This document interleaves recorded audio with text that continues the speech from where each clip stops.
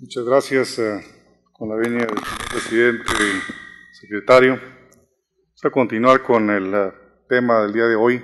Este es el núcleo malo de hace muchos años, el núcleo de Luis, es el núcleo subtalámico, es el nombre original que tenía, el que producía el hemivalismo, y que no lo tocábamos hasta los 90 en que empezamos a estudiarlo y a ver que tenía unas ventajas y una nobleza distinta. Puntos clave para recordar es que desde el 93, y estamos cumpliendo 20 años como lo mencioné previamente, la estimulación de alta frecuencia del núcleo subtalámico es el procedimiento quirúrgico más socorrido en el tratamiento de la enfermedad de Parkinson avanzada e idiopática. La prueba de levodopa, como lo dijo la doctora Boll, positiva predice la respuesta a la enfermedad, a la estimulación del núcleo subtalámico, y después de 5 años de estimulación el UPDRS3 persiste con mejoría de 54%, mejoría de temblor de 75%, rigidez 71% y aquinesia de 49%. La dosis diaria basal de levodopa disminuye en 37% a 5 años, y es importante mencionar que la estimulación del núcleo subtalámico no produce efectos adversos en el 57% de los pacientes, pero tenemos un grupo interesante que cursan con problemas y estos son los que tenemos que aprender a manejar. Pacientes con síntomas psiquiátricos, trastornos cognitivos y síntomas axiales severos no deben ser operados. Los síntomas pueden agravarse con la estimulación. De tal manera que de este 43% de efectos adversos, 20 de ellos es severo, el 33% es significativo y 48% es leve, y esto hay que recordarlo. La cirugía de Parkinson decae en el mundo, la razón fundamental es la aparición de levodopa. Sin embargo, sabemos que a lo largo del tiempo la levodopa induce una serie de trastornos dinámicos clínicos en el paciente y que el paciente se discapacita y nuevamente regresamos a las formas quirúrgicas, y la razón fundamental fue porque nos apoyamos entonces en un conocimiento de anatomía de los ganglios basales y sus conexiones que es impresionante hoy día. Las técnicas quirúrgicas y la introducción de la neuroestimulación han facilitado los procedimientos, porque tenemos técnicas neurofisiológicas de micro y macroestimulación, que la tecnología imagenológica ha modificado el conocimiento visual de los blancos en estas patologías, y porque tenemos aparatos de alta precisión para cirugía estereotáctica. Y este es el aparato original de Munsen, y el primero utilizado en humanos, está en la galería de la Universidad McGill en Montreal. Comparado con el OBT de 1992, ustedes pueden ver la diferencia en la evolución en los conceptos de la ventriculografía a utilizar blancos específicos que están apoyados por neuroanatomía funcional, como ustedes lo pueden ver aquí, la organización somatotópica que tenemos de los ganglios basales en sus 3 componentes, el circuito motor, el circuito asociativo y límbico, y ustedes pueden ver la relación somatotópica de cada uno de ellos en el espacio homuncular.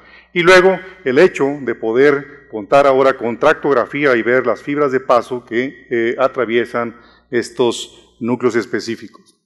¿Qué es la estimulación cerebral profunda? Consiste en la implantación permanente de un electrodo colocado en áreas cerebrales profundas, generalmente núcleos subcorticales, para emitir impulsos eléctricos desde un generador subcutáneo que se encuentra aquí, y esto manda impulsos de manera directa, puede ser uni o bilateral, para modificar los síntomas del paciente. La estimulación cerebral profunda ha sido aprobada en el mundo para estas 3 patologías: la enfermedad de Parkinson, el temblor esencial, básicamente la lesión o estimulación del BIM, del núcleo talámico intermedio, el subtálamo posterior de la zona incierta, o bien para distonía, como lo presentó previamente el doctor Sergio Moreno. De tal manera que se ha utilizado para todas estas patologías. Llama la atención las enfermedades psiquiátricas, por ejemplo, seguido de las epilepsias, del dolor y de otros trastornos neurodegenerativos que se pueden modificar en sus vías dependiendo del parámetro de estimulación que utilizamos. Es un fenómeno complejo que requiere de prácticamente todos los profesionales de la salud de neurociencias a participar como un equipo multidisciplinario que consiste en un neurocirujano especialista en movimientos anormales, neurólogo con especialidad en movimientos anormales, etcétera, etcétera, y todos los pacientes no es a mi contentillo, al contentillo del seleccionador, sino que debe ser presentado a través de un comité de movimientos anormales para tomar de manera colegiada la decisión de este sujeto. El éxito quirúrgico entonces es dependiente de la adecuada selección de los pacientes. El paciente debe tener algunas características especiales, habilidades cognitivas y sociales para cooperar durante el procedimiento, es decir, lo hacemos despierto, y se deben brindar expectativas realistas al paciente y a los familiares, que deben entender que la cirugía no cura la enfermedad, modifica los síntomas y no detiene la historia natural de la misma. Estos son los criterios de selección que previamente los acotó muy bien la doctora Boll, no voy a ahondar en esto. Los síntomas específicos y las indicaciones para los procedimientos de estimulación y luego los 4 tipos de procedimientos distintos, desde procedimientos ablativos o lesiones, como lo mencionó el doctor Sergio Moreno, la estimulación cerebral profunda, la restauración de tejido degenerado, que no hablaremos en esta ocasión, y por supuesto, radiocirugía. Todas estas son opciones que tenemos para el manejo de la enfermedad, con núcleos, lesiones, estimulación, terapia génica y nanotecnología. Y vean ustedes las diferencias entre los procedimientos lesionales y la estimulación cerebral profunda.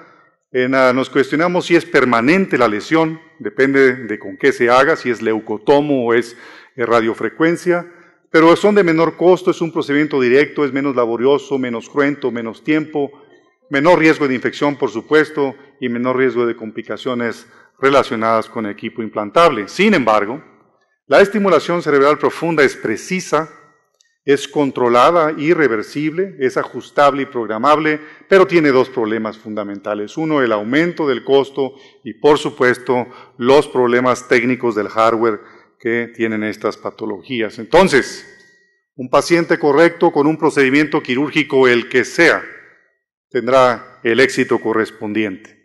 Vean ustedes cómo les puedo explicar la enfermedad y el avance de la misma a lo largo del tiempo. Si fluctúa entre bradicinesia y dicinesia con un rango de normalidad, empezamos a dar la medicación y luego aumentamos la dosis y acortamos el tiempo, y vean ustedes que ahora nos pasamos de bradicinesia a dicinesia y aparecen estas fluctuaciones on-off que son caóticas para el paciente. En el Parkinson avanzado aumentamos la dosis de levodopa y también aumenta la dicinesia inducida, como lo vieron en el video, para finalmente con estimulación cerebral profunda reposicionar a la normalidad, la tendencia de la normalidad, y nos permite también disminuir la dosis de levodopa. Estas son las expectativas reales que tenemos para los pacientes. ¿Qué son? Más tiempo en ON que en el preoperatorio, mejor ON igual que en el preoperatorio, los medicamentos se pueden reducir alrededor del 50% y por supuesto pacientes que disminuyen la dicinesia de manera impactante. Áreas sin mejorías, es decir, esta es la porción motora de los síntomas clínicos de la enfermedad, pero lo que no mejora es el lenguaje, lo que no mejora es la deglución, la inestabilidad postural y los síntomas autonómicos. ¿Qué es lo que tenemos? Un resumen para ustedes es la pérdida de la aferencia de la sustancia nigra pars compacta. El estriado produce este incremento de la actividad de la vía indirecta, como mencionaron previamente. Ambos cambios conllevan un aumento de la actividad del globo pálido interno y esto es lo que produce estos síntomas de hipoquinesia. Por otro lado, la actividad excesiva de la vía indirecta a nivel del núcleo subtalámico produce síntomas de la enfermedad de Parkinson y o parkinsonismo. Finalmente, las lesiones del núcleo subtalámico reducen la hiperexcitación en el globo pálido interno y esto disminuyen o bloquean los síntomas en el modelo de MPTP. Y si lo vemos en este esquema, entonces esto es lo normal y lo que sucede aquí que tenemos una desaferentación completa de la vía directa e indirecta con los 2 receptores de 2 y de 1, viendo un aumento de la hiperexpresión de la inhibición de GABAérgica sobre el GPE y el complejo GPE-GPI y por supuesto una sobreexcitación glutamatérgica del núcleo subtalámico sobre el complejo GPI, la sustancia nigra pars reticulata. para finalmente cerrar el complejo con un aumento de la inhibición para bloquear la respuesta tálamo-cortical. ¿Cuál es la racionalización?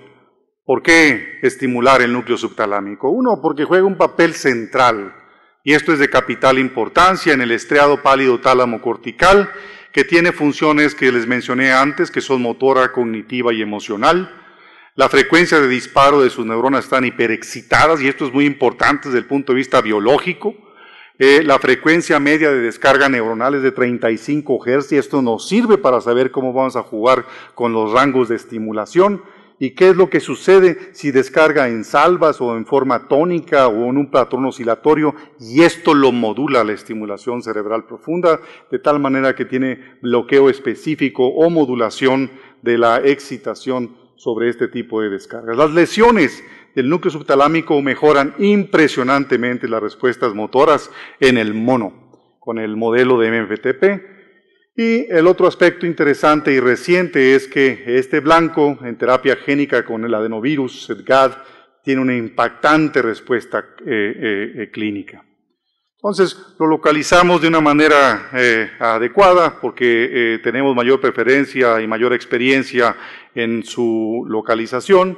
Es más sencillo, tiene una inclinación, una trayectoria específica a este sitio, se hace una visualización anatómica, está justo por arriba del núcleo rojo si tratamos una línea horizontal, y entonces podemos definir con coordenadas estereotácticas qué es lo que vamos a hacer, incluyendo el micro-macro registro, y ustedes pueden ver las características anatómicas, que es elipsoidal, tiene 7 milímetros medio lateral y 9 en antero posterior, y se encuentra por debajo del tálamo y la zona inserta.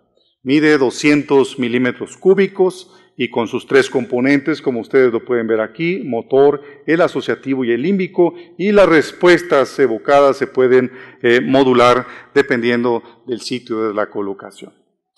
Benavide en el 95 demostró la eficacia en humanos y su reversibilidad, y esto es lo que queremos ver. La simetría perfecta de la colocación de estos estimuladores, y vean ustedes del grupo de Quebec City en los 70s, cuando hacía la inducción de los monos con MBTP, remedaban exactamente la enfermedad del humano.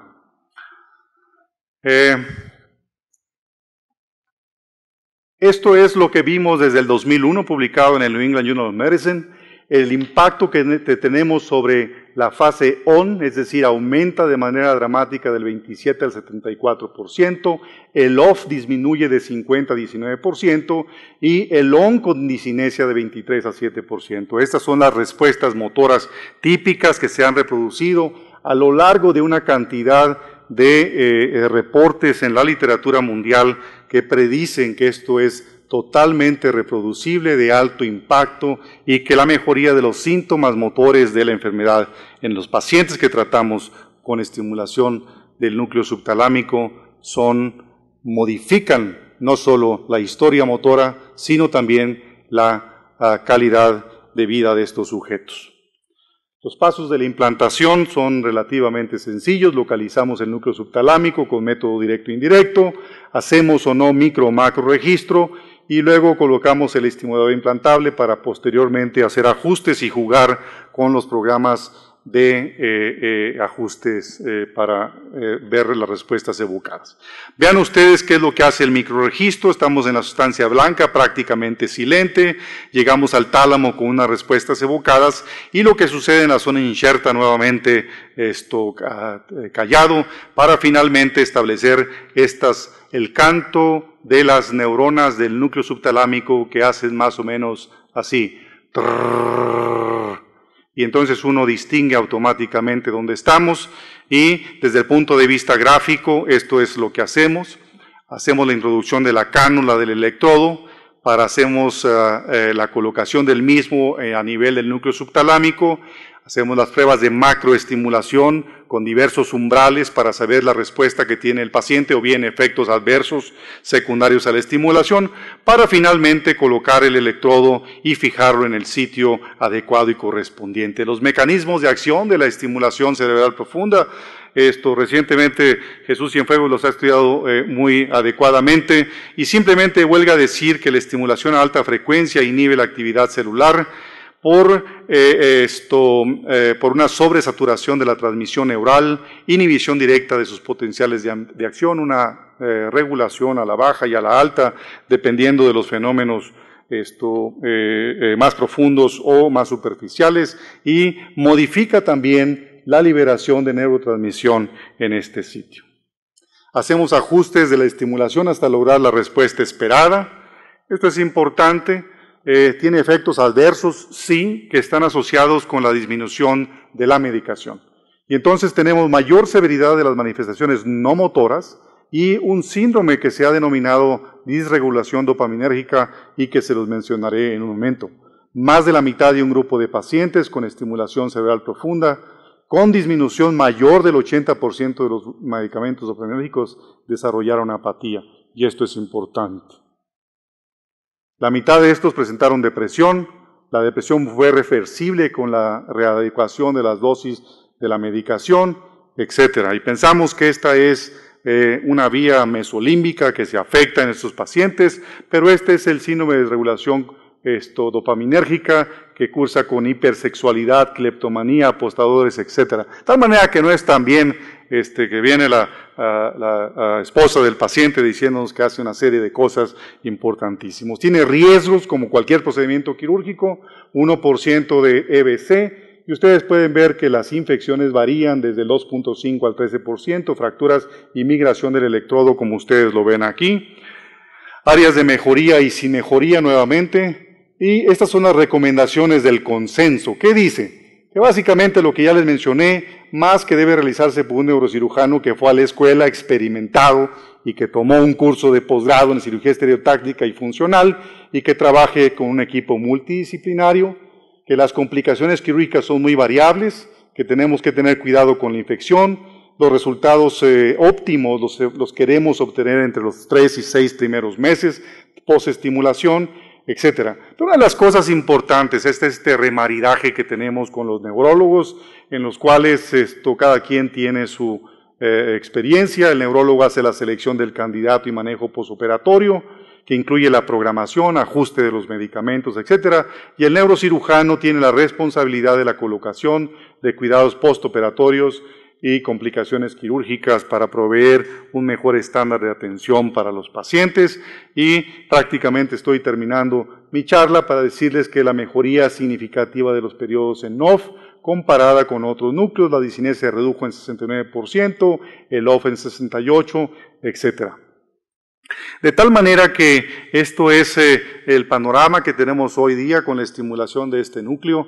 Hay cosas que no hemos resuelto, como los mecanismos de acción principalmente. Debemos mejorar la localización y explorar nuevos blancos terapéuticos, por supuesto, estandarizar métodos de estudio neuropsicológico, etcétera, etcétera.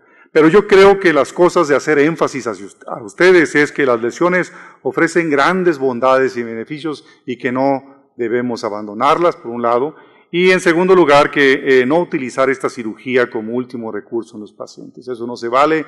El estándar internacional tiene normas que las dicta de manera clara y expedita, y creo que esto es nuestra responsabilidad, y esta casa que norma y vigila el estándar de atención en cirugía en este país es la encargada de hacerlo. Los dejo con este mensaje de Charles Dickens: cada fracaso le enseña al hombre algo que necesitaba aprender, y por supuesto, esta que me gusta harto de don Santiago Ramón y Cajal: desconfía del que esté de acuerdo contigo, también puede estar equivocado, y esto es de su vida vista a los 80 años. Muchas gracias.